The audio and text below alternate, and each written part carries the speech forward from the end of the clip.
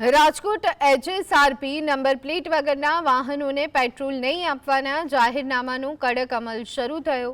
JCP ચૈતન્ય માંડલિકે જણાવ્યું કે છેલ્લા 15 દિવસથી પોલીસ દ્વારા આ અંગે ઝુંબેશ ચાલી રહી છે। નંબર પ્લેટ વગરના વાહનોનો ગુનાહિત પ્રવૃત્તિઓમાં ઉપયોગ થતો હોવાનો દાવો કરવામાં આવ્યો। તમામ પેટ્રોલ પંપ સંચાલકોએ જાહેરનામાનું પાલન કરવાનું રહેશે। કોઈ વાહન ચાલક ઘર્ષણ કરે તો સંચાલક અને ફિલરમેનને તાત્કાલિક પોલીસનો સંપર્ક કરવા માટે અપીલ કરાઈ છે।